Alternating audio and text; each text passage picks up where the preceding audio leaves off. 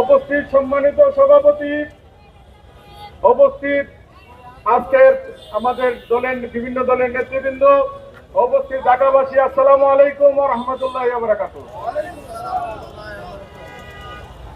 জুলাই যোদ্ধারা কি সবাই মরে গেছে নাকি? মরে নাই। সুতরাং যারা আবার নতুন করে চিন্তা করেন ফ্যাসিস্টের রূপ ধারণ করবেন, সুতরাং আপনারা স্মরণ রাখেন লেডি হিটলার শেখ হাসিনার যে পরিণতি হয়েছিল আপনাদেরও একই পরিণতি হবে। আমরা সংস্কারের জন্য বারবার এই রাস্তা দিয়ে সরকার ফ্যাসিস্ট হয়ে ওঠে, সে রাস্তা বন্ধ করার জন্য সকল দল একমত হয়। আপনারা একমত হন না, তার মানে কি?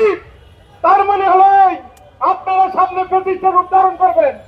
আপনারা মনে করেছেন আওয়ামী লীগ 17 বছর খেয়ে গেছে, আমরা 27 বছর খাবো। এই চিন্তা আপনার মারা যাবে, এই চিন্তা কোনোদিন বাস্তবায়ন হবে না।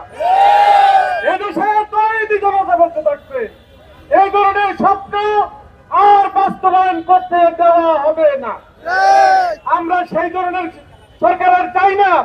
এই সরকার আসার পরে এই সরকারের লোকজন সারা দেশে হাট বাজার দোকানপাট রাস্তাঘাট সবকিছু দখল করে নিবে, চাঁদাবাজি করবে, মস্তানি করবে, বেশি শক্তি দেখাবে।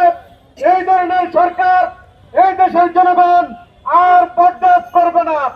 আমরা বিশ্বাস করি আপনারা মনে করতে পারেন না এখনো আপনারা এই যেই ভোট চাচ্ছেন, জুলাই সনদ চাচ্ছেন না, আপনারা মনে করছেন জুলাই সনদের প্রয়োজন নাই।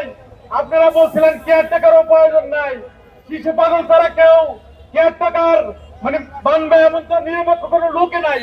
আপনারা তারপরে দেশের ক্ষতি করে 15 ফেব্রুয়ারিতে শুধু একটা নির্বাচন করা হয়েছে কেয়ারটেকারের জন্য। আপনারা যখন এখন দেশের ছাত্রে পিয়ারের দাবি উঠানো হয়েছে, আপনারা আগের মতো কথা বলেন পিয়ার খায় না মাথা দে, এটা বুঝবেন খায় না মাথা দে। যখন সকল সময় আসবে তখন আপনারাই আবার রাস্তায় নামবেন, পিয়ার পিয়ার করে চিৎকার করবেন। কেয়ারটেকারের জন্য যেমন চিৎকার করতেছেন পিয়ারের জন্য চিৎকার করবেন। আর আপনারা যদি পিয়ার পদ্ধতি এই ডাকছো চাকছো রাখছো এগুলোতে হইতো, তাহলে তো একটা ভাগ আপনাদের থাকতো। এরটুকু কি বোঝেন না?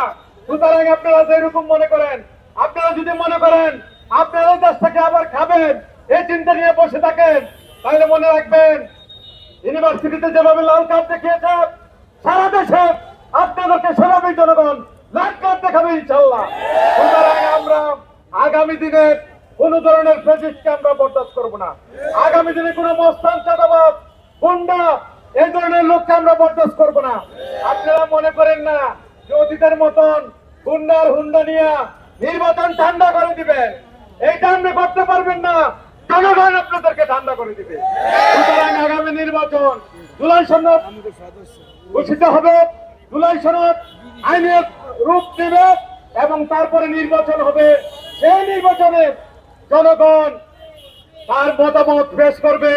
সেক্ষেত্রে কোন ধরনের চাপ মানুষের উপরে জনগণের উপরে থাকবে না ইনশাল্লাহ। আমরা বিশ্বাস করি আগামী দিনে জনগণ সব যোগ্য লোককে বেছে নেবে, যারা দেশটাকে একটা কল্যাণমুখী দেশ করতে চায়, যারা নিজেরা চাঁদাবাজি করে না। আপনারা চাঁদাবাজি মুক্ত দেশ কেন্দ্রে করবেন, আপনার নিজের দল চাঁদাবাজি মুক্ত না, আপনি দেশকে চাঁদাবাজি মুক্ত করবেন কেমনে? আপনি দল নিজে দুর্নীতি মুক্ত না, আপনি দুর্নীতি মুক্ত করবেন কিভাবে? আপনারা নমিনেশন দিচ্ছেন, এটা কি আমরা দেশটা ছোট দেশ, সবাই আত্মীয় স্বজন আছে, আপনি কত টাকা নমিনেশন বিক্রি করছেন এটা কি দেশবাসী জানে না? সুতরাং যদি আপনারাই তো নিজেরাই দুর্নীতি থেকে মুক্ত হতে পারেন না, আপনার দেশকে কিভাবে দুর্নীতি মুক্ত করবেন, চাঁদাবাজ মুক্ত করবেন, দেশের মানুষের অধিকার নিশ্চিত করবেন? আপনারা দলেই আপনাদের দলের নমিনেশন ঘোষণা করা হয়েছে, আপনারা রাস্তাঘাট ব্লক করতেছেন, গাড়ি ঘোড়া ভাঙতেছেন, দেশের সম্পদ নষ্ট করতেছেন। আর দেশের সরকার ডক্টর ইউনূস তো আপনাদের প্রার্থী ঘোষণা করে নাই, প্রার্থী ঘোষণা করতে তারেক রহমান।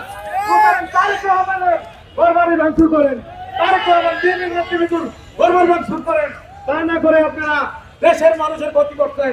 সুতরাং এইটা হইতে পারে না, এটা হতে দেওয়া হবে না।